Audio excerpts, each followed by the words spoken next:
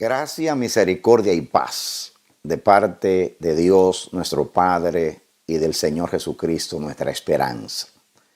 Te saludo en el nombre de Jesús y te doy la bienvenida a nuestra programación Voz de Restauración. Reciban un abrazo a la distancia, a través de todos los medios, a través de los cuales esta palabra llegará a ustedes. Dios es bueno. Celebramos sus maravillas, sus obras portentosas. Nosotros somos testigos de su poder y de su fidelidad. Hemos caminado con Él muchos años y Él con nosotros. Nos amó desde la eternidad. Fuimos elegidos en Jesús desde antes de la fundación del mundo con el propósito de que seamos santos y sin mancha delante de Él. ¿Cómo no alabar la gloria de Dios? ¿Cómo no destacar los atributos de nuestro Dios? Como decía el salmista, las misericordias de Jehová cantaré perpetuamente. Haré memoria de sus maravillas antiguas. Lo haremos de generación en generación. Mientras vivamos, vamos a hablar de sus hechos, porque sus obras fueron hechas en amor, con un propósito, edificarnos. Bendito sea el Dios y Padre del Señor Jesucristo, el que nos ha bendecido con toda bendición espiritual. No puedo saludar sin alabar. No puedo predicar sin alabar. No puedo pensar sin alabar. Nuestra vida tiene una expresión y es adoración. Y el motivo es el amor, porque el amor nos impele, el amor nos mueve a glorificar el nombre del Señor. Hay gratitud en nuestros corazones. Doy gracias a Dios de ser un instrumento para edificación de tu vida, mi hermano. Y oro al Señor para que la palabra no solamente impacte tu vida, sino que sea un instrumento de transformación. Porque la palabra es el pensamiento de Dios, los edictos, los decretos, los juicios de Dios. Su voluntad Él la expresa y la decreta por medio de su palabra. La palabra es el instrumento que Él usó para crear el universo, es el instrumento o el medio para sustentar todas las cosas. La palabra se hizo carne en Jesucristo para traernos redención. La palabra nos hizo nacer por medio de la esperanza viva que nos trajo el Evangelio. La palabra nos hizo nacer, por la palabra somos y nos movemos. La palabra nos lleva a Dios, nos santifica, nos corrige, en fin. Yo creo que todo lo de Dios que tiene relación con nosotros, siempre el instrumento es la palabra de Dios. Por eso los que amamos a Dios, amamos también su palabra. Me propongo en este momento continuar con esta serie de mensajes, el Dios de verdad, y voy a leer la porción bíblica que el Señor nos ha dado para basar estos mensajes de pensamiento del corazón de Dios, que se encuentra en Deuteronomio, en el capítulo 32, los versículos del 3 al 5, y dice así: porque el nombre de Jehová proclamaré, engrandeced a nuestro Dios.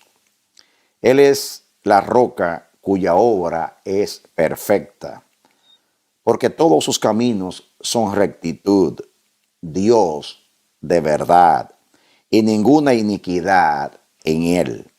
Es justo y recto, la corrupción no es suya, sino que la mancha pertenece a sus hijos, en este caso a los hijos de Israel, que el pueblo del cual habla en el contexto. Ahí dice que Dios es un Dios de verdad, que Dios es un Dios recto, que es justo, que es perfecto, que en Él no hay mancha, no hay tacha. Dios es íntegro, Dios es completo. Habla de las perfecciones del carácter de Dios, de los atributos del Señor. Por ahí dice que Dios es un Dios de verdad. Todas esas palabras, en último análisis, pueden decir lo mismo, son sinónimas, porque tienen una íntima relación. Yo he hablado de la relación, por ejemplo, entre la justicia, que significa lo que es derecho, lo que es recto, y la verdad, que significa también firmeza, la pureza, la perfección. Todo tiene que ver con la verdad. Todos los atributos de Dios se complementan, están relacionados. Son, como digo, como el fondo y la forma, que no se pueden separar. Estamos estudiando la palabra verdad y acerca de la relación de la verdad con Dios, o Dios, el Dios de verdad, y todo lo que implica la verdad. Y hemos dicho que la palabra hebrea, verdad, es la palabra emuná, que significa, el primer significado literalmente significa firmeza. Y justamente estoy hablando de la firmeza de la palabra. Esta palabra emuná se traduce seguridad, fidelidad, se traduce fe, fiel, firme, honradez, leal, lealtad, veraz, verdad. Y esa palabra viene de emun, que significa lo establecido. Noten ustedes que emuná es firmeza y emun es lo establecido. Por eso es lo confiable, fiel, verdad, verdadero. También está relacionada con la palabra amán. Emun se deriva de amán. Y amán significa ser firme o fiel. Fíjense cómo la palabra firmeza, seguridad, lo estable, es la definición de todas estas palabras que son derivadas de la palabra emuná. Y también de la palabra amán, que ya dije significa fiar, lealtad, seguridad, verdad, verificar. Viene la palabra tan conocida, amén, que el adverbio significa verdaderamente, o así sea, en verdad. Todas esas palabras están muy, muy relacionadas. Y aunque estoy hablando de las diferentes traducciones en la Biblia, del hebreo, en este caso al castellano, pero todas esas palabras que, aunque se traduzcan seguridad, verdad, lealtad, fidelidad, verificar, en fin, confiar, todas esas palabras que definen a emuná, o amán, o amén, o emun, todas esas palabras están relacionadas. Y me he dado cuenta, que eso es lo que estoy estudiando con ustedes, que lo que la Biblia revela acerca de la verdad, de emuná, tiene que ver con todas esas palabras. Por ejemplo, comenzamos a hablar que la palabra emuná literalmente significa firmeza, seguridad, y que la palabra emun, que viene también de emuná, significa lo establecido, que la palabra amán significa ser firme, y también lo que es seguridad. Muy bien. Yo me detuve a poner un ejemplo, porque de ahí yo pasé al Salmo 19, que habla de los atributos de la verdad, y habla de las áreas de la palabra revelada. La ley de Jehová es perfecta, habla de los testimonios, de los mandamientos, de los preceptos, en el Salmo 19, y me detuve en la expresión que dice: todos sus juicios son verdad. Y definí la palabra juicio como los veredictos, las sentencias de Dios, que son los decretos, los dichos de la boca de Dios en su mensaje al ser humano, al hombre.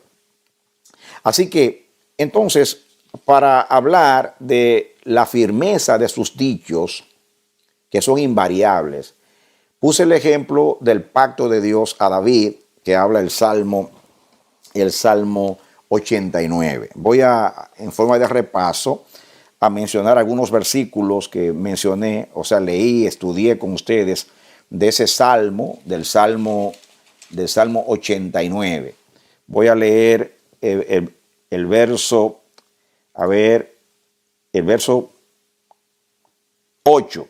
Oh Jehová, Dios de los ejércitos, ¿quién como tú? Poderoso eres, Jehová, tu fidelidad te rodea. Ahí es emuná, fidelidad, la fidelidad. Noten cómo aquí la palabra emuná se traduce fidelidad, pero puede ser tu verdad. Es lo mismo. Entonces, en el versículo 14 dice, justicia y juicio son el cimiento de tu trono. Hablamos de lo que es el cimiento, el fundamento, que nos habla de firmeza. Dije que el trono de Dios significa su gobierno, su manera de ejecutar sus pensamientos, su voluntad. Dios piensa, ese pensamiento de Dios, esa idea que nace en la mente, que se gesta, llega a ser eterna porque Dios es eterno. Entonces, Dios toma el pensamiento de su corazón, que expresa su forma de pensar y de ser, y la convierte en su voluntad. Para ejecutar su voluntad, dice la Biblia que Él todo lo hace de acuerdo al designio de su voluntad. Dios decreta su palabra. Él dijo y fue hecho, mandó y existió. Entonces, Dios, esa voluntad la expresa en propósito, en designios que pueden, los designios de Dios se pueden convertir en juicios, en decretos, en mandamientos, en preceptos. La justicia y el juicio son el asiento del trono de Dios. Justicia nos habla de rectitud, de lo que es recto. Allá dice Moisés que Dios es Dios recto y es justo. Justicia y rectitud es la misma cosa. Y los juicios son los dichos de la boca de Dios, la sentencia, los veredictos. Todo eso se fundamenta en la verdad. Y todo eso es la manera de Dios gobernar, de Dios regirse. Dice, justicia y juicio son el cimiento de tu trono. El gobierno de Dios es justicia y juicio, misericordia y verdad. Dice la segunda parte, misericordia y verdad van delante de tu rostro. Yo aquí concluí, por lo que dicen estos versos, que Dios se sienta en la verdad, Dios se para en la verdad, o sea, se sostiene en la verdad, Dios camina en la verdad, Dios se rodea con la verdad va delante de su rostro. Todo movimiento de Dios, toda obra de Dios, todo pensamiento de Dios, todo propósito de Dios, todo designio de Dios, todo es verdad. Todo lo de Dios es verdad. Entonces, aplicando la verdad a David en estos versos, así como dice que todo lo relacionado con Dios es firme, así también son sus juicios y su palabra y su propósito.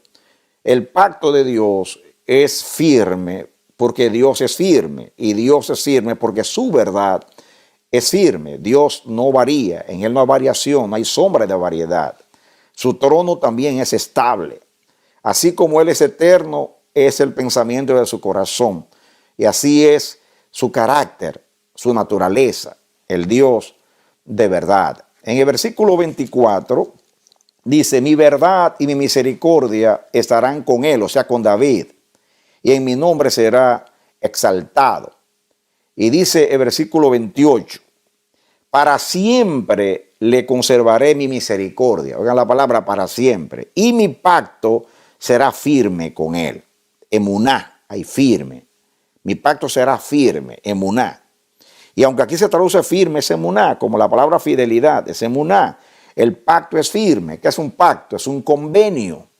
Esa es la manera de Dios relacionarse con su pueblo. Siempre Dios hace pactos. Es el Dios de los pactos. Y el pacto que hizo con David como todos los pactos, pero aquí en el contexto está hablando del pacto con David, que tiene que ver con el reino mesiánico de Cristo. Es un pacto que es firme, que es permanente. Y dice, pondré su descendencia para siempre. Noten las palabras para siempre, perpetuamente, confirmaré, conservaré. Y dice, pondré su descendencia 29 para siempre, su trono como los días de los cielos. Subrayen eso que es muy importante, como los días de los cielos. Al final menciona la estabilidad del sol y de la luna, de las estrellas. Desde que Dios dio la palabra para crear el universo, todo permanece. Así también es su palabra, siempre permanece. No varía, es estable. Estable como quiera, es estable como fundamento, es estable también horizontalmente, o sea, porque es una verdad de generación en generación, eternamente, desde eternidad hasta la eternidad. Muy bien, seguimos. Y dice, seguimos leyendo en el versículo 33, dice, mas no quitaré de él mi misericordia, ni falsearé mi verdad. No quitaré mi misericordia. Hablé de la relación que tiene la verdad con la misericordia y la justicia con la verdad. Hay una relación muy íntima. No tengo que detenerme, pero si no hay verdad, no hay justicia. Si no hay justicia, no hay misericordia. Ellas trabajan juntas. Puse el ejemplo de Jesús. Para Jesús salvarnos, tuvo que vivir la verdad.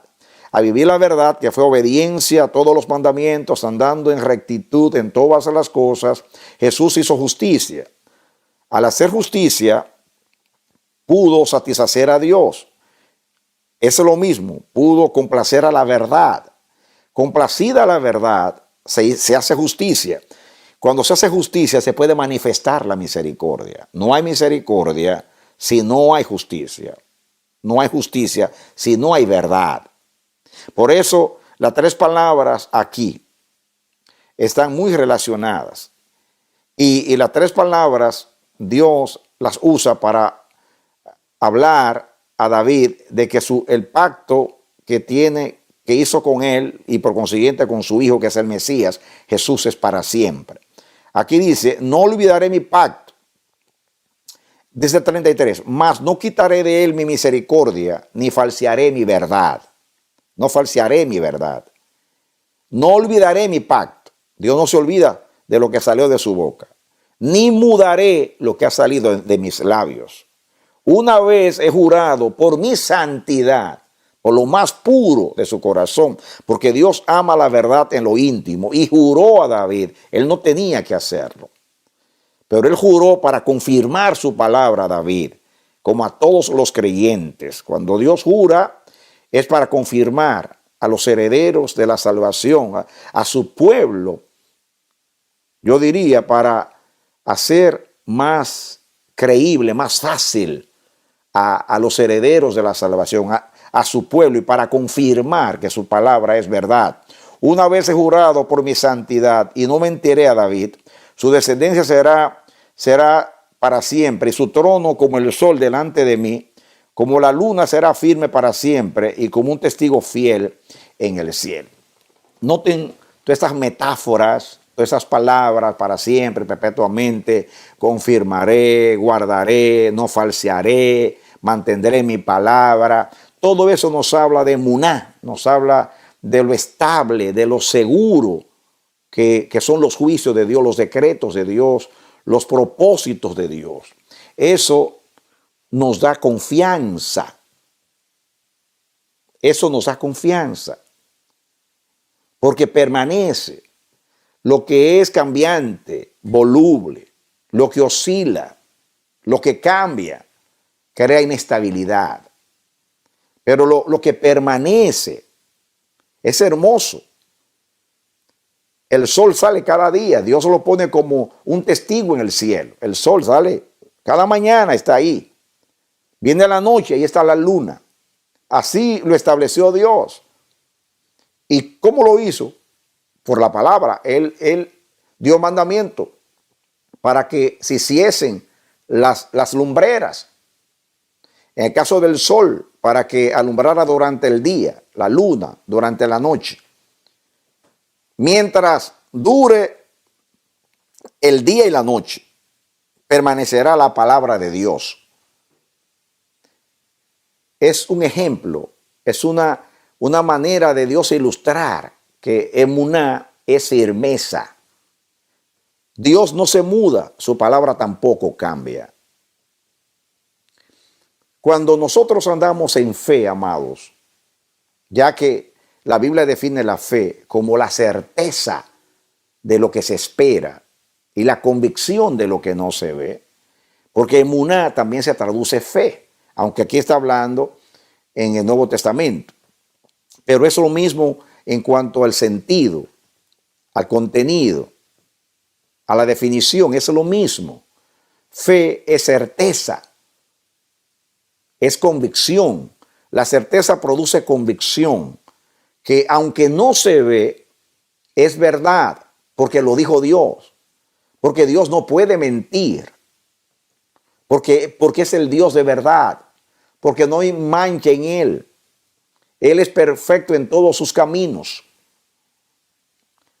Y estamos enseñando esto para conocer a Dios, pero también para aprender de Dios. Porque Dios se revela no solamente para que lo conozcamos, sino para que seamos como Él.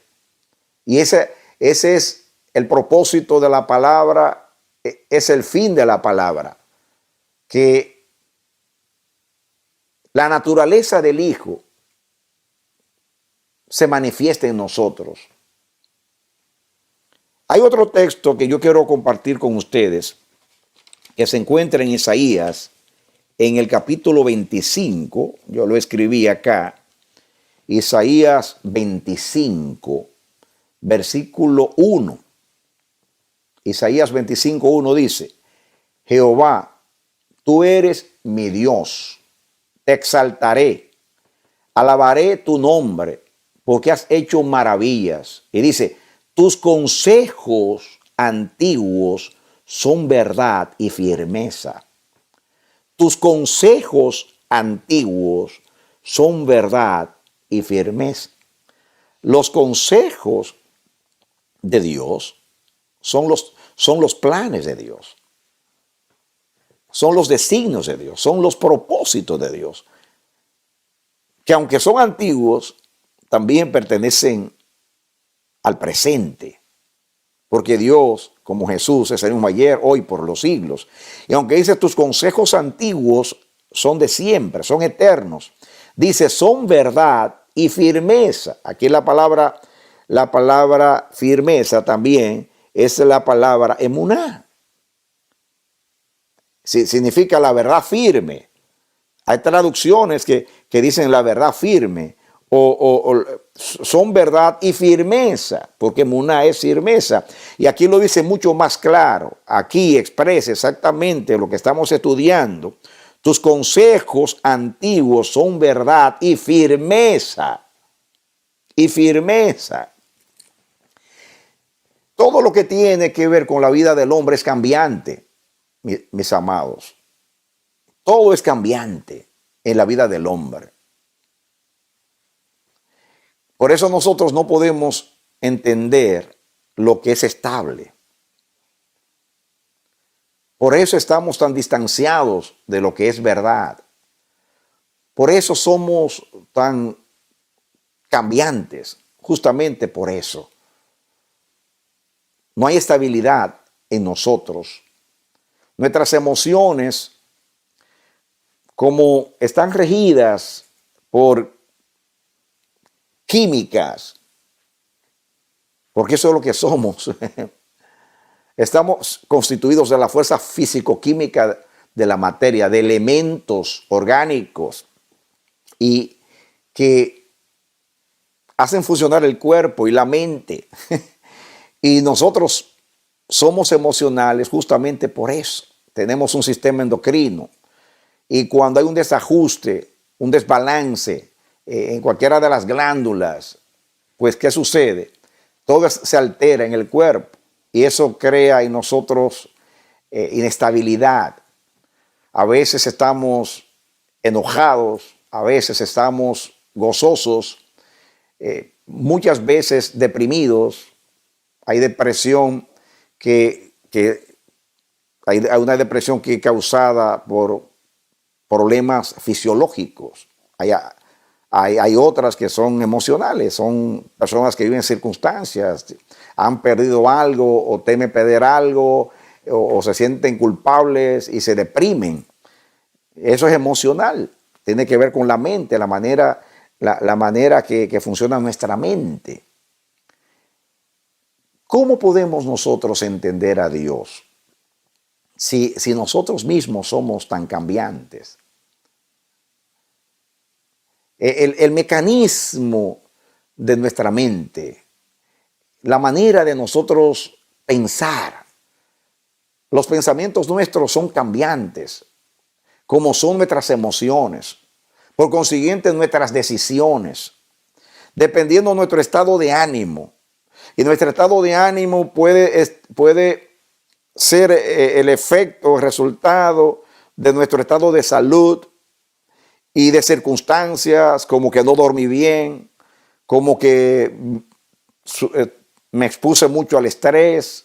Y todas esas cosas, mis amados, ejercen una influencia y determinan nuestra manera de ser y de pensar y de actuar. Eso nos produce frustración.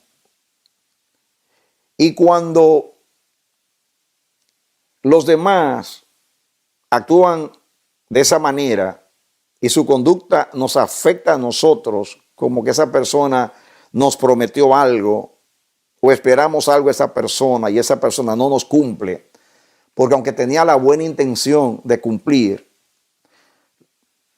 no se le dieron las condiciones para que cumpla, o porque esa persona se siente perjudicada si cumple, y el no perder lo lleva a ser infiel o no cumplir. Eso nos afecta a nosotros.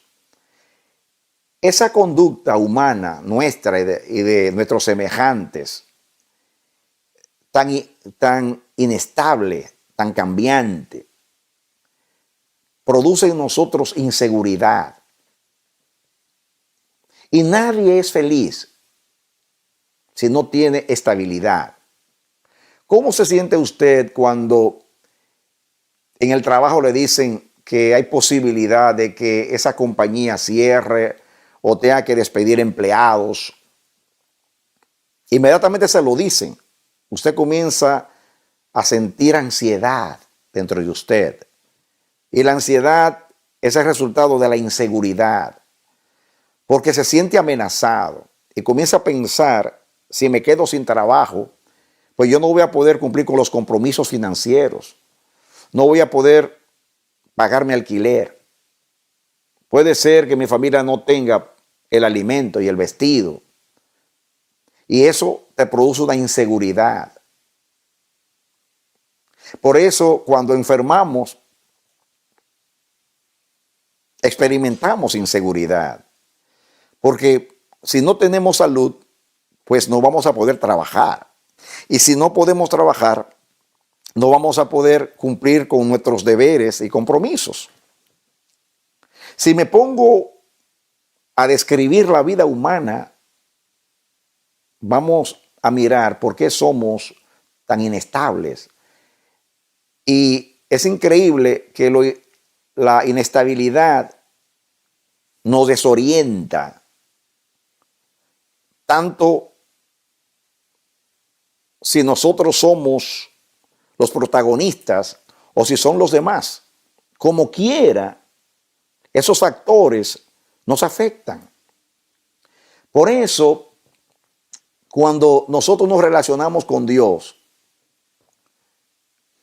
y conocemos a Dios y vemos que todo lo de Dios es verdad, que Dios en sí es verdad, que su palabra es verdad, que sus consejos antiguos son verdad y firmeza, que sus juicios todos son verdaderos, que sus caminos todos son perfectos,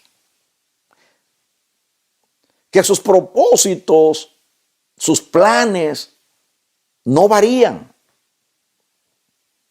Hay un pensamiento que el Espíritu Santo puso una vez en mi corazón que parece algo infantil, pueril, pero a mí me llenó de seguridad.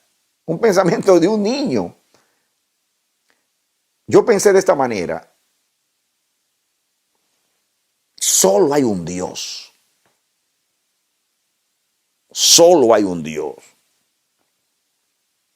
Y sucede, usando la expresión humana, que por suerte ese Dios es bueno. Porque imagínense que si hay un solo Dios, un único Dios, y que sea malo, hay de nosotros. Si Satanás fuera el único Dios, ¿qué sería de nosotros? Pero nos favorece que hay un solo Dios, que ese Dios siempre ha existido porque es eterno. Pero ese Dios es bueno. Pero ahora resulta que no solamente es bueno, es estable, es firme, no cambia. Quiere decir, una vez amado, siempre soy amado. Se hace un pacto conmigo, Él sabe con quién lo hizo. Él sabe que hacer un pacto, un convenio con los hombres significa que va a sufrir la infidelidad. No lo sabe Dios. No lo sabe Dios. Siempre me ha ministrado que el Dios de verdad, siempre se compromete. Nunca tiene una relación que no sea de pacto. Porque Dios siempre pacta. Hizo un pacto con el hombre antes del pecado. Hizo un pacto con el hombre después del pecado. Hizo un pacto con Noé. Hizo un pacto con Abraham, con Isaac y con Jacob. Hizo un pacto también con Israel, el linaje y la descendencia de Abraham. Hizo un pacto con David. Hizo un pacto eterno con Jesús. Ese pacto es el pacto con nosotros.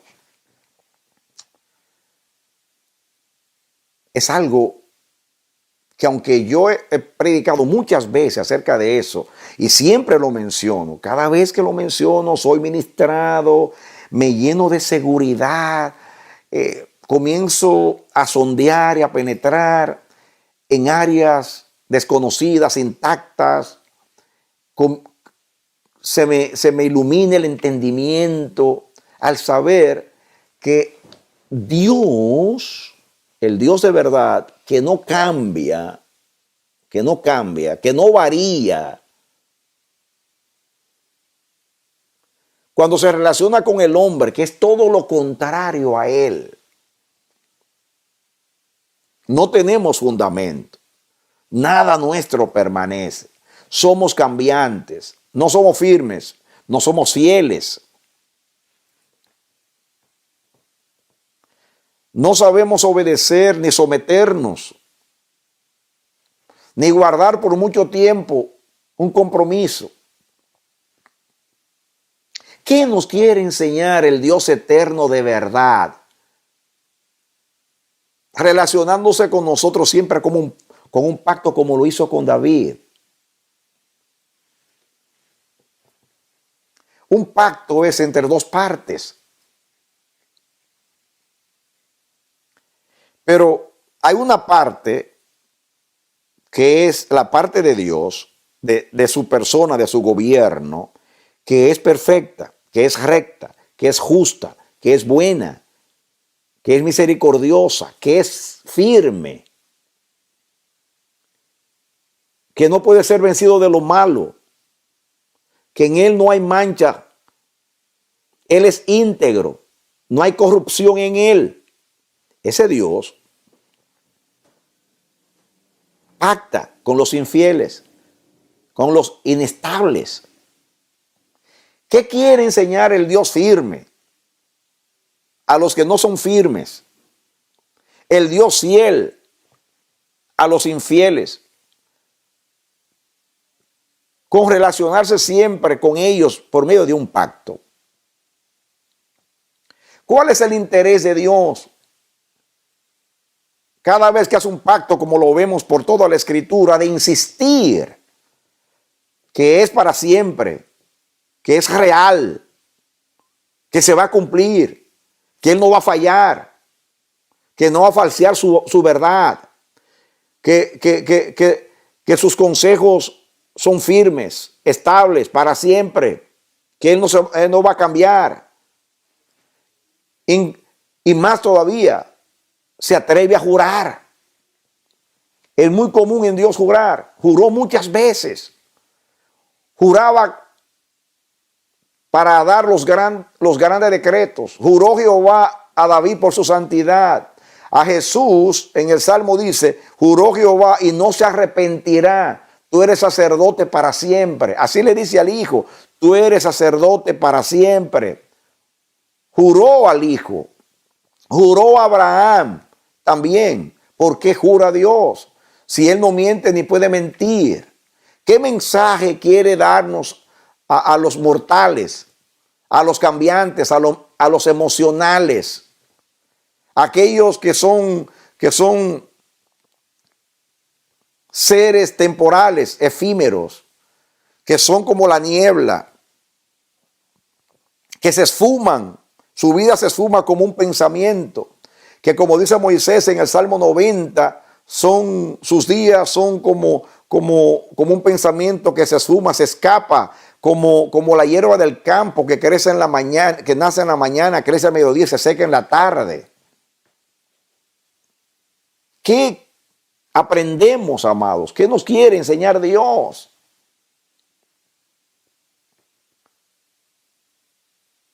Indiscutiblemente nos quiere enseñar. Nos quiere enseñar. ¿Saben ustedes que aprendiendo de Dios, como dice la palabra, somos transformados? Como dice el apóstol Pablo a los Corintios, que mirando cara a cara como en un espejo la gloria de Dios, somos transformados de gloria en gloria, por la misma imagen como por el Espíritu del Señor. Viendo a Dios somos transformados, relacionándonos con Dios somos transformados. Si nuestro corazón se dispone, como dice el salmista, mi corazón está dispuesto. Sí, Dios, mi corazón está dispuesto. ¿Qué aprendemos de Dios? Ahí justamente está el peligro. Cuando no tenemos corazón o el corazón de Dios, podemos estar expuestos a la luz toda la vida y no asimilar ni siquiera un solo rayo de esa luz. Como aquellos que son expuestos a la luz viven en tinieblas. Como aquellos que están relacionados, que tienen la gracia del conocimiento de nuestro Señor Jesucristo, de la verdad gloriosa que una vez fue dada a los santos, que tienen la palabra que es la antorcha que alumbra en el lugar oscuro hasta que el día esclarece, que tienen esa palabra que ha iluminado el interior, pueden, amados, vivir en tinieblas. ¿Cómo aman la mentira y no aman la verdad? No se puede entender. No sé si es porque mi ministerio es profético y el profeta tiene las demandas de Dios y las demandas de santidad y de rectitud de Dios está presente siempre en nosotros, que enfatizo tanto esto del compromiso con el Señor, porque perdemos el tiempo cuando estamos en la presencia de Dios y no aprendemos. Nos maravillamos, amados. nos maravillamos, nos asombramos. La gloria de Dios nos hace aplaudir, nos hace danzar, nos impresiona, nos llenamos de estupor, nos maravillamos. Y muchos efectos produce la gloria de Dios en nuestras vidas. Pero el que Dios espera,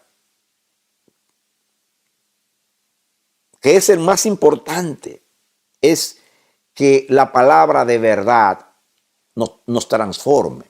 No hay una persona que haya contemplado la gloria de Dios, que haya sido sincera, que haya tenido corazón para Dios, que no haya experimentado la transformación. Lo vemos, amados. Podemos impresionarnos con su santidad, pero si nos impresionamos solamente a contemplar la gloria de su santidad, simplemente una impresión, pero no hay una transformación, entonces el propósito de Dios no se ha cumplido en nosotros. Lo primero que hace la gloria de Dios es revelar quiénes somos nosotros. Cuando Isaías contempló la gloria de Dios, no pudo evitar ver su condición y gritar: ¡ay de mí que soy muerto! ¡Ay de mí que soy muerto! Porque siendo un hombre inmundo de labios, han visto mis ojos al Rey Jehová de los ejércitos. Dios le dio una revelación de su santidad y él inmediatamente aplicó quién era Dios y quién era él. Como digo siempre, el que contempla la gloria de Dios y solamente ve quién es Dios y no ve quién es él, no ha contemplado completamente la gloria de Dios, porque la revelación de la gloria de Dios revela dos cosas. La primera, quién es Dios, y la segunda, quién es el hombre. Y Dios se revela aquí en la palabra, Y si estamos estudiando que Dios es verdad y que la verdad de Dios es firme, como firmes son sus consejos, que ya leímos, sus testimonios, sus juicios, su palabra, su propósito, todos sus caminos. Esa es la gloria de Dios. La gloria de Dios no es tanto la refulgencia, la luz que emana de su persona, de su presencia. La gloria de Dios son los atributos. La justicia es gloria de Dios. La santidad es gloria de Dios. La verdad es gloria de Dios. Contempla la luz de la verdad. Contempla el resplandor de la justicia. Mira la refulgencia de la santidad. Porque todo atributo de Dios es gloria de Dios. Y cuando Dios se revela es justamente para que el hombre vea su condición. Pero no solamente para avergonzar al hombre, para que se sienta inferior, para que se sienta avergonzado. No, ese no es el propósito. Justamente la revelación de la gloria de Dios revela nuestra condición, pero también produce una aspiración, una inspiración. Y viene lo que dice el apóstol, que contemplando la gloria somos transformados de gloria en gloria. No podemos exponernos a la luz sin brillar. Moisés literalmente duró 40 días en la presencia de Dios. Y en esos 40 días Moisés vino resplandeciente. Literalmente. Él no sabía que resplandecía. Los demás se dieron cuenta que resplandecía. Él no lo sabía. Y eso era literal. Pero Moisés era un hombre santo. Él no solamente resplandeció físicamente. Él resplandeció espiritualmente. Llegó a ser el hombre más manso de la tierra. Porque el Dios humilde se reveló a Moisés. Es increíble que Moisés aprendió humildad contemplando la grandeza de Dios. ¿Cómo se puede aprender humildad cuando lo que estoy contemplando es la grandeza de Dios? Pues la grandeza de Dios produce humildad. Humildad. Y la humildad es la grandeza de Dios. La grandeza de Dios en Cristo justamente es la mansedumbre de Cristo. Lo que nos impresiona es que el alto y sublime, el que habita en la eternidad, cuyo nombre es el Santo, descendió y se hizo hombre y habitó entre nosotros, y vimos su gloria, gloria como la del unigénito del Padre, lleno de gracia y de verdad. Ahí está la gloria del Evangelio. Por eso Pablo dice: indiscutiblemente grande es el misterio de la piedad. Dios ha sido manifestado en carne, ha sido visto de los hombres, ha sido predicado a los gentiles, ha sido justificado en el Espíritu, ha sido recibido arriba en gloria. Eso es lo que nos tiene a nosotros humillados en su presencia, porque eso es gracia. Es cuando el grande, el sublime, el inigualable, el admirable desciende para condescender, para identificarse con nosotros. Esa es la verdadera grandeza. Parece paradójico. Parece paradójico. Nosotros queremos ser grandes, pero no queremos ser humildes. Y Dios es grande porque es humilde. Y no hay grandeza si no hay humildad. No hay grandeza si no hay humildad. Suena paradójico.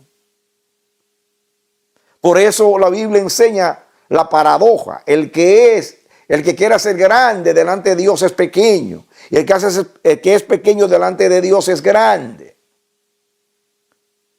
El que sirve como un siervo es grande en el reino de los cielos. Todo eso es ajeno a la vida del hombre. Todo eso es extraño para nosotros, amados. Pero qué hermoso es aprender de Dios. Somos bienaventurados cuando vamos a la iglesia el domingo o en cualquier otra ocasión y nos sentamos a escuchar la palabra de Dios.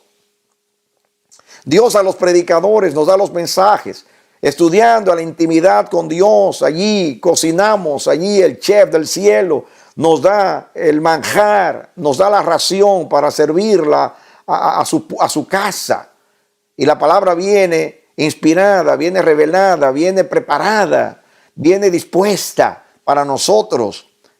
Y entonces, cuando recibimos la palabra, viene el efecto de la palabra. Santifícalos en tu verdad, tu palabra es la verdad.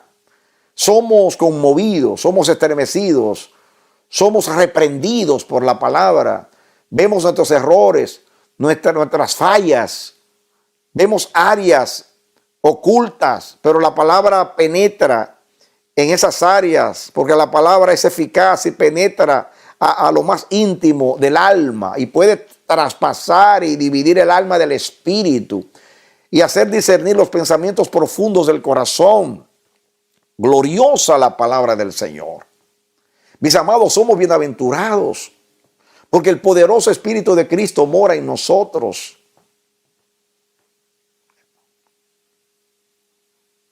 Dios no ha completado su obra con nosotros hasta que nosotros no amemos la verdad hasta lo íntimo.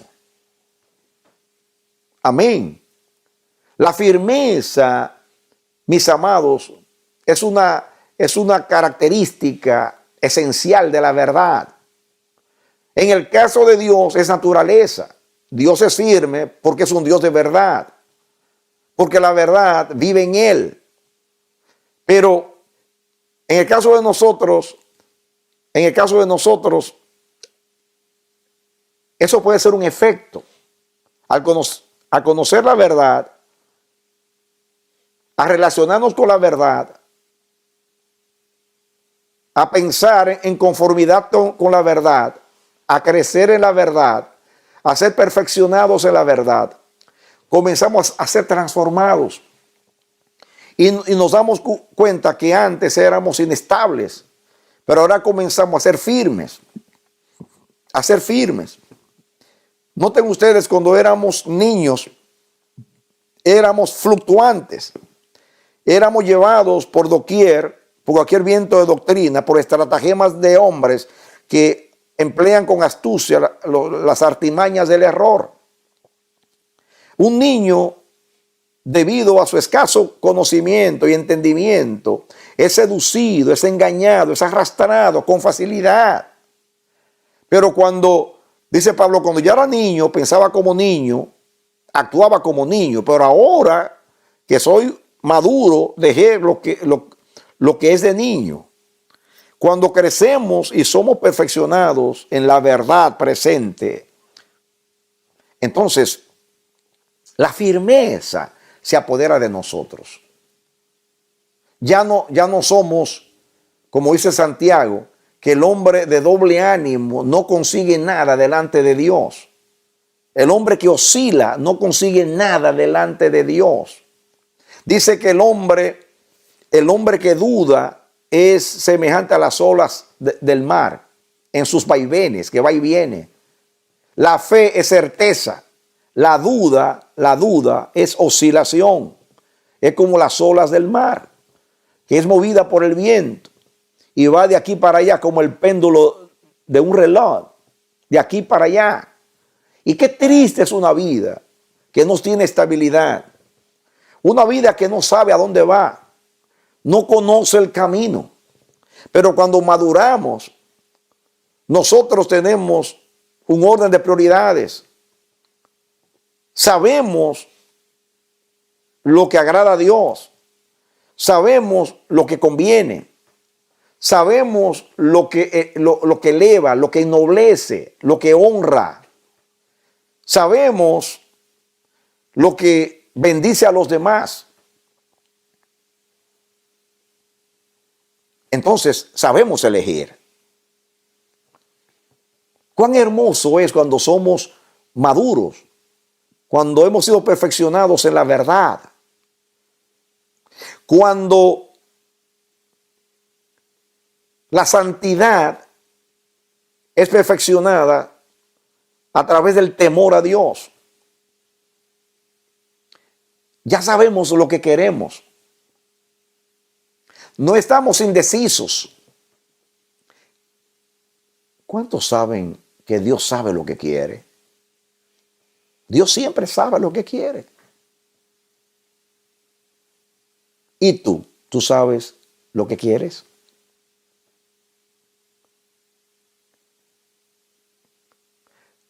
Te levantas con un pensamiento y al mediodía ya tienes otro en tu mente y a caer la tarde un tercero.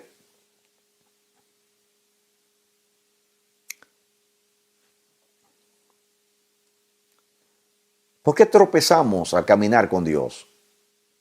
Por lo mismo. El apóstol Santiago dice que ni aun con Dios consigue nada el hombre de doble ánimo. ¿Qué es doble ánimo? Doble alma. Un día acá, otro día para acá.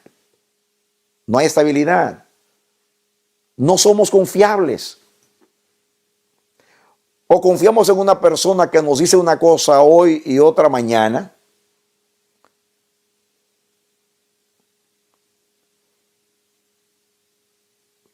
¿Por qué cambiamos? Porque no estábamos convencidos de cuál es el camino, de cuál es la decisión correcta. ¿Y por qué conociendo la decisión correcta, que es lo que revela la palabra de Dios, no la elegimos? Bueno, porque nuestro corazón está dividido. Cuando el corazón está dividido, el corazón es inestable. ¿Y por qué el corazón es inestable? Porque el corazón todavía no se ha decidido por la verdad. Cuando una persona ama a Dios, ama la verdad de Dios. El que ama cela. Dios nos anhela celosamente. ¿Por qué Dios nos cela? Porque nos ama. Así es el amor. Porque tiene un pacto con nosotros. Porque somos de importancia para Él. A mí siempre me intrigó en el pasado cómo Dios, siendo el Dios de las naciones, de todas las naciones, estaba tan interesado en Israel. ¿Cómo es posible que el Dios que tiene millones y millones de ángeles, querubines, serafines, que no se pueden contar, que pasan toda la eternidad halagándole, ponderándole, reconociéndole, tributándole gloria, millones de voces que le cantan. Está Dios enojado, triste, afectado en su corazón, porque tiene un pueblo como el caso de Israel, ahora la iglesia, que va y le da su corazón a un Dios que no es Dios, una imagen, una estatua. ¿Cómo puede Dios estar celando a una imagen, una estatua de yeso o de metal? Pero Dios no está celoso porque tú lo estás sustituyendo por una imagen. Esa imagen no puede competir con Dios. Dios sabe quién es. Dios tiene millones de seres que le adoran. Pero el amor nunca deja de ser. El amor es estable. El amor se compromete. Por eso Dios siempre hace un pacto. Y Dios procura que Él cumplir su parte. Y como sabe que somos débiles, entonces Él procura insistir ayudándonos con paciencia, enseñándonos para que seamos como Él, para de esa manera tener una relación de verdad con nosotros. De verdad significa una relación fiel, porque la palabra emuná significa firmeza y fidelidad, lealtad. El que no ama no puede ser leal. El que no ama no puede ser firme.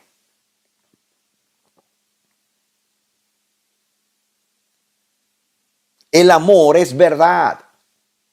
En el amor no hay engaño, no hay mentira.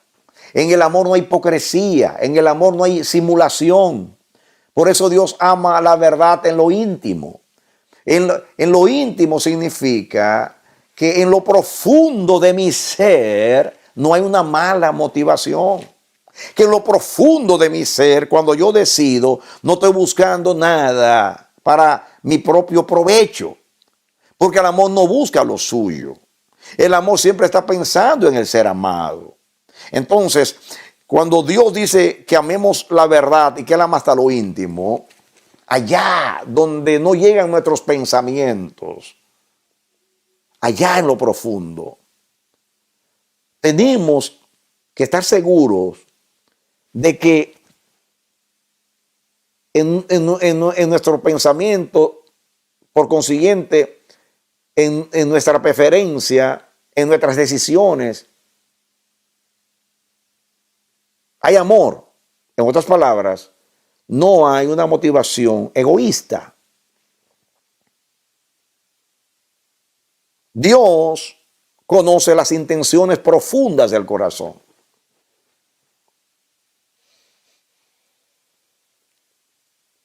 Si no hay verdad, no hay amor, porque el amor es verdadero. El amor no cambia, el amor es firme. El amor, porque Dios es amor y Dios es verdad. Porque aunque seamos infieles, Dios permanece fiel. Porque Él es el fiel y es el verdadero. Dios no puede decir, bueno, por cuanto tú fuiste infiel, yo voy a ser infiel para pagarte con infidelidad. Tu infidelidad. No, no, no, no. Podemos pasar la vida entera siendo infieles. Dios va a ser fiel porque Él no cambia. ¿Y por qué no cambia? Porque es verdad, porque es estable. Y eso siempre nos ha favorecido. Hay una desgracia, yo cambio. Pero hay una dicha.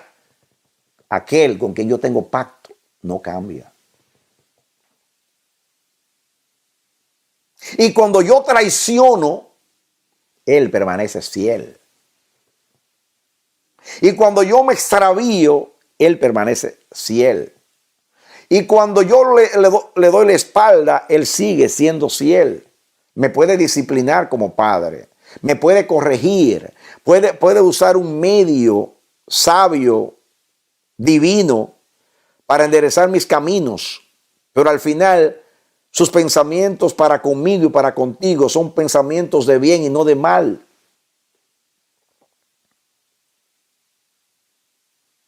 ¿Hacia dónde? ¿Cuán profundo es el pensamiento del Dios de verdad y de la firmeza de la verdad? ¿Cuán aplicable a nuestras vidas? Oremos a Dios que nos siga dando más y más y que nos dé entendimiento. Vamos a aborrecer nuestra inestabilidad. Es ser seres de hábitos. ¿Cómo es posible que un hábito que sabemos que nos hace daño, lo seguimos practicando? Un día lloramos, nos arrepentimos y una hora después caemos en lo mismo. Eso nos angustia, especialmente cuando amamos a Dios, cuando somos expuestos a su santidad, a su verdad, a su justicia, a lo hermoso, a lo noble, a lo justo, a lo verdadero, esa belleza, porque la Biblia habla de la belleza de su santidad, que contemplemos la belleza de su santidad. Hoy nos está revelando la belleza de su verdad. Y estamos estudiando que su verdad es como su trono, que es estable. Que sus consejos, sus antiguos consejos, son verdad y firmeza. ¿No nace en ti el deseo de ser como Dios? ¿No nace el grito del apóstol Pablo, miserable hombre de mí? ¿Quién me librará de este cuerpo de muerte? ¿No nace en nosotros el sentir de Pedro, apártate de mí, Señor, que soy un hombre pecador? No gritamos como Isaías, ay de mí que soy muerto, porque siendo un hombre inmundo de labios, mis ojos han visto al Rey Jehová de los ejércitos. Sí, esa es la primera reacción. Esa es la reacción de ver quién soy y quién es mi Dios. No para compararme con Él, no para competir con Él, no para envidiarlo en el mal uso de la palabra, no para sentirme fracasado, avergonzado simplemente, no, sino para decir, Dios, aborrezco como soy, pero apetezco ser como tú. Quiero amarte. Quiero amar lo que tú eres. Amo tu persona, pero también amo tu manera de ser. Amo lo que tú eres. No solamente te amo y te respeto, quiero ser como tú. Y Dios te responde, eso es lo que yo quiero. Eso es lo que siempre he buscado. Por eso he mandado mi palabra. Por eso he mandado a mis profetas. Por eso he usado tantos medios para lograrlo. Por eso al final mandé a mi hijo. Por eso mandé mi espíritu. Por eso revelé mi naturaleza. El Dios Espíritu nos ha dado la dispensación de la gracia, que es la dispensación del Espíritu. Y el Dios Espíritu nos hizo un espíritu con Él. Y hemos nacido en el Espíritu. Y el hombre nuevo fue creado según Dios, en justicia y santidad de la verdad. Y hemos nacido de la verdad. Y somos de la verdad. Y la verdad está en nosotros, porque tenemos la palabra de Dios que vive en nosotros. Hemos nacido de la palabra. Hemos nacido del Espíritu y el poderoso Espíritu de Cristo mora en nosotros. Nada más tenemos que decidirnos a vivir la verdad y decidirnos vivir en el Espíritu. Y aunque somos conscientes de que vivimos en esta atmósfera, en esta dimensión de vida, y que mientras estemos en este mundo y no hayamos recibido la glorificación, que eso es lo que esperamos en la venida del Señor, sabemos que vamos a tener que cargar este muerto, como decía Pablo. La idea de Pablo cuando dice, miserable hombre de mí, ¿quién me librará del cuerpo de esta muerte? Es la idea de alguien que en el campo de batalla toma un compañero y se lo pone al hombro, pero como tiene que recorrer muchas millas o varios días con ese muerto, llega un momento que ese muerto se descompone. Entonces tiene que andar con ese cuerpo descompuesto. Y eso es como, eso es lo que, esa es la idea de llevar esta naturaleza apestosa, descompuesta, que es todo lo contrario a la naturaleza de Dios. Usted tiene aborrecimiento por eso. Debiéramos de recrearnos contemplando la gloria de Dios, pero no como místicos o ascetas, porque Dios no nos mandó a vivir una vida contemplativa, sino que al contemplar la gloria de Dios recibamos la transformación, porque la gloria tiene el poder y la operación del poder para transformarnos. La gloria de Dios transforma. De la misma manera que mirando el sol, la fuerza de la luz solar nubla nuestra retina y se nos hace difícil a nosotros mantener nuestra mirada frente al sol. Y en el Salmo 19 dice que el sol, como un novio que pasa por el tálamo, recorre toda la tierra y dice que nada se escapa de su presencia. Aún los ciegos que no pueden ver la luz del sol, pero la sienten el calor en el rostro. Nadie puede escapar de la gloria de Dios. Nadie. No hay tal cosa como Jehová estaba en este lugar y yo no lo sabía. No hay tal cosa. No hay tal cosa. Aunque Dios es el Dios invisible, sus efectos, su presencia no es invisible. Porque se siente, se palpa, deja huellas indelebles, deja un resultado. Se sabe cuando Dios pasó por tu casa. Se sabe cuando Dios pasó por tu vida. La gente sabía que los apóstoles habían estado con Jesús. Cuando usted ha estado con el Señor, Moisés estuvo con el Señor y bajó con el rostro iluminado.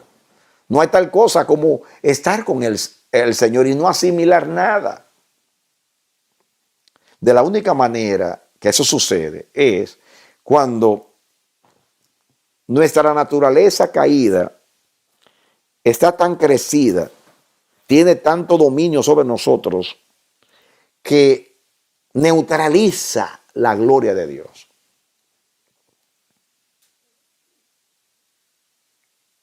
Dios no exige que nosotros seamos como Él para Él descender y morar con nosotros. Dios solamente necesita que nos vaciemos de nosotros mismos y lo dejemos entrar. Dios solamente necesita, óigalo bien, Dios solamente necesita que tú lo necesites. Y para tú necesitarlo, tú tienes que desanimarte de lo que tú eres para animarte a desear lo que es Dios. Mientras tú ames lo que tú eres, no vas a amar lo que Dios es. Por eso lo primero que hace el Espíritu Santo es convencerte de pecado, convencerte de que lo tuyo es malo, que tú eres malo, que tú eres un desastre. Dios te convence que estás enfermo, pero para sanarte. Dios te convence que eres pecador, pero para perdonarte, limpiarte y transformarte. El convencerte de pecado es un diagnóstico.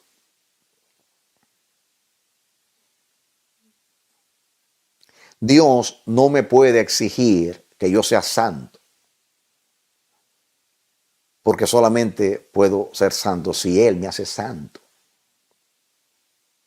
Dios solamente quiere que yo desee, apetezca ser santo.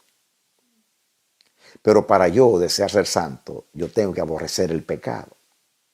Y para yo aborrecer el pecado, yo tengo que amar la verdad. Y para yo amar la verdad, yo tengo que amar a Dios.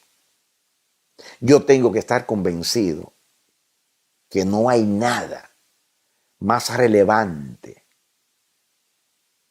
más digno que la verdad. Tengo que amar la verdad. Tengo que admirar la verdad. Tengo que respetar la verdad. Tengo que sentir temor reverente hacia la verdad, porque la verdad es Dios.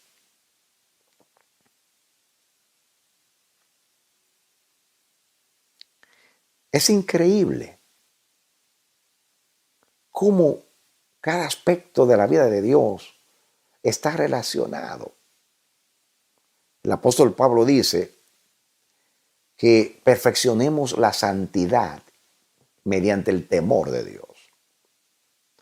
Cuando conocemos a Dios, la persona de Dios, su santidad, su grandeza, su poder, todo lo que es Dios, como juez del universo, como creador, como sustentador, como el que lo llena todo, como el Dios eterno, invisible, que no es hombre. Cuando lo conocemos, sentimos al descubrir lo que somos, una actitud de respeto, de reverencia hacia su persona. No miedo, respeto.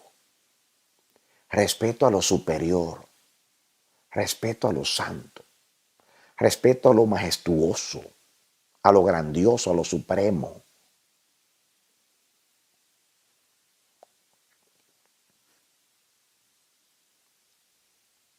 Eso, ese efecto que produce su presencia, la revelación de la verdad en nosotros, nos hace ver lo que somos, aborrecer lo que somos y desear ser como Dios. Por eso, el temor reverente es lo que nos estimula a amar el bien y aborrecer el mal. La Biblia dice que por el temor de Jehová los hombres se apartan del mal. Entonces, a medida que crecemos en el temor de Dios, crecemos en la santidad. Cuando nos viene la tentación, aunque seamos débiles en esa área, si el amor de Dios, el respeto a Dios, nuestro compromiso con Dios es más grande que nuestra debilidad, entonces decimos, aunque esté deseando eso, apeteciendo eso, y aunque mi carne se sienta como un imán atraído hacia el mal, yo amo a Dios. Y por amor a Él me aparto del mal. Entonces, apartándome del mal, practico el bien.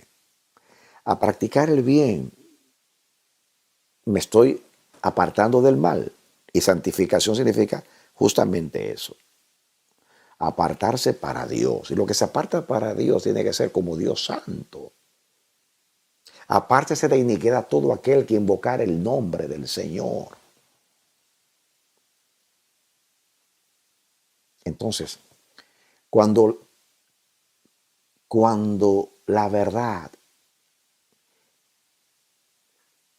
se hace parte de nuestra naturaleza, como sucede cuando nacemos de nuevo, porque aunque la mayoría de nosotros hemos nacido de nuevo, no es suficiente nacer de nuevo. Hay que vivir esa vida nueva, que eso es lo que la Biblia llama vivir en el Espíritu. ¿Cómo es posible que estemos hablando a los nacidos de Dios como si no hubieran nacido de Dios? No es la intención cuando predicamos tácitamente o da la impresión de que estamos hablando a un pueblo que no conoce a Dios, que ignora a Dios o que no ha nacido de Dios. Yo a un inconverso puedo hablar de cierta manera porque no ha nacido de nuevo, pero tú naciste de nuevo. Y si tú naciste de nuevo, el Espíritu Santo vive en ti. Y si el Espíritu Santo vive en ti, entonces la vida nueva vive en ti. Y si la vida nueva vive en ti, ese hombre nuevo que es Cristo en ti, fue creado para amar a Dios, creerle a Dios, temerle a Dios, y es santo y no practica el pecado, ni puede practicar el pecado, el hombre nuevo que está en ti. Entonces, todo se reduce en andar en el Espíritu, en andar en el Espíritu. Cuando usted anda en el Espíritu y se fortalece en su hombre nuevo por el Espíritu, usted tiene fuerza, vitalidad, energía, autoridad para decir al mal, párate ahí. Párate ahí. Como hizo José con aquella mujer. ¿Cómo voy yo a hacer esto? Y voy a ofender a mi Dios. Esa fuerza, esa determinación, ese denuedo, esa autoridad ungida, solamente viene cuando el poderoso Espíritu de Cristo gobierna nuestro interior, amados. Entonces, cuando crecemos en la verdad, crecemos en la estabilidad. Qué hermoso cuando somos estables. Se puede confiar en nosotros cuando somos estables.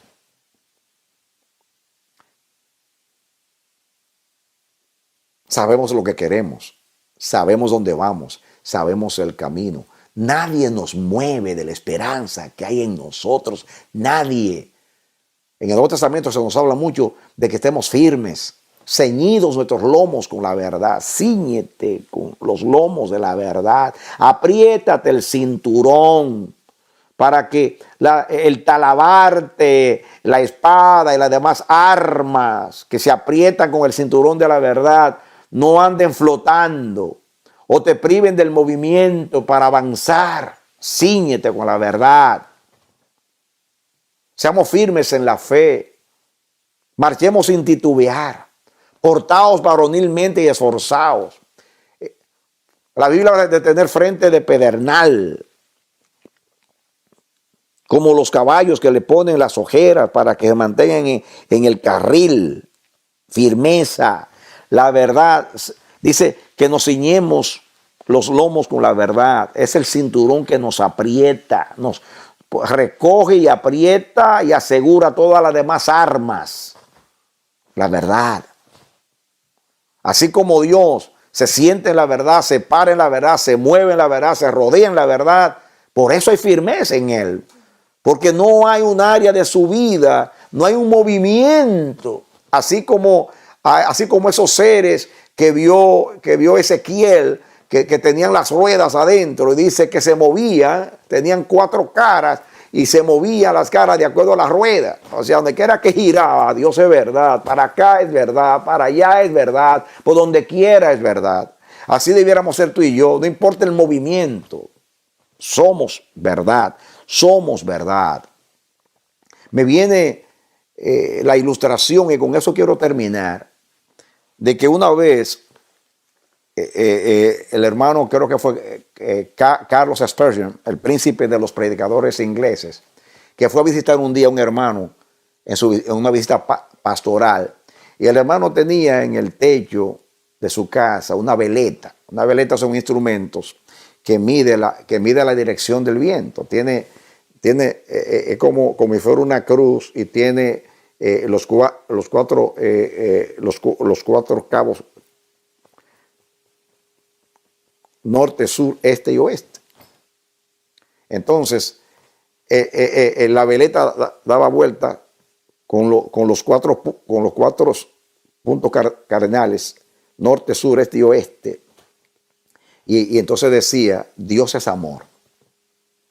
Daba vuelta, decía, Dios es amor, Dios es amor. Entonces, él le preguntó, hermano, ¿qué usted quiere decir? ¿Cómo usted pone una veleta? Porque la veleta nos habla de algo que se mueve, que cambia de dirección. Entonces, el siervo de Dios no podía entender cómo en una veleta se podía decir Dios es amor. Y dice, hermano, ¿qué te quiere decir? Que el amor de Dios es como una veleta. Dice, no, pastor. Lo que yo quiero decir es que no importa cómo se mueve el viento, Dios es amor. Si un día se mueve de norte a sur, Dios es amor. Si un día de este a oeste, Dios es amor. No importa en qué dirección viene el viento, Dios es amor. La verdad te lo rodea. Amén. Amén. Yo quiero decir más de lo que he dicho, porque yo veo, mientras hablo, veo las cosas. Pero qué hermoso es. Siempre predicamos lo mismo, siempre decidimos lo mismo, siempre estamos del mismo ánimo, siempre estamos firmes en las cosas, sabemos lo que queremos. No cambian nuestras aspiraciones, nuestras metas, nuestras preferencias. ¿Por qué? Porque somos estables. ¿Por qué somos estables? Porque no perdemos la comunión, el contacto con Dios. Porque estamos sintonizados, estamos en la frecuencia de Dios. Tenemos los pies sobre la verdad. Nos movemos con la verdad.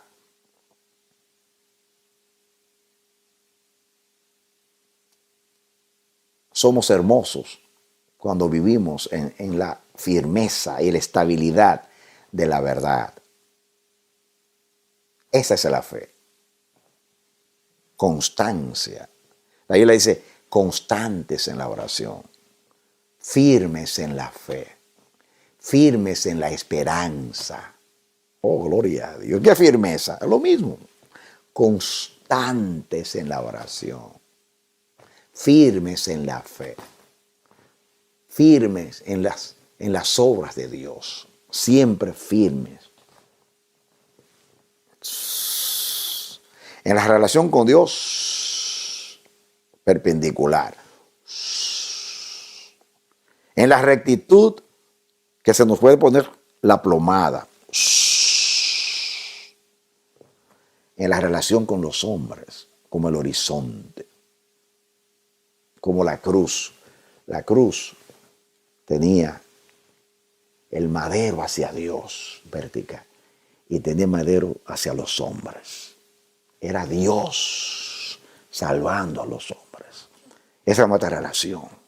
Con Dios siempre perpendiculares, con los hombres siempre estables. ¿Cuáles? Esa es la cruz. Ese es el trono de Dios. Ese es el pensamiento de Dios. Así es la intención de Dios. Allá nos quiere llevar Dios. Yo sé lo que quiero. Yo quiero a Dios. Hace más de 50 años que deseo lo mismo. Mi deseo no ha cambiado. Porque la verdad es estable en mí. Y es estable en ti. Termino diciéndote que aquel a quien tú sigues, Jesucristo, es el mismo ayer, hoy y por los siglos. Dios tu Padre no cambia, en Él no hay sombra de variedad. Te amó desde la eternidad y te amará hasta la eternidad. Comenzó en ti la buena obra y un día la terminará. Que Dios te bendiga y te dé la victoria en Cristo Jesús. Y el Dios de la verdad le dé estabilidad celestial, divina a tu vida. Ese es el deseo y la oración mía.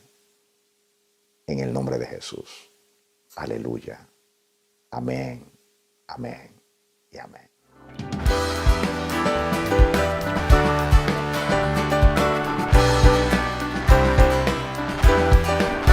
Este ha sido su programa Voz de Restauración. Si desea comunicarse con nosotros, escríbanos al P.O. Box 70, Bronx, New York 10473 o visita nuestra página web www.elamanecer.org. Nos despedimos hasta la próxima. Que Dios te bendiga.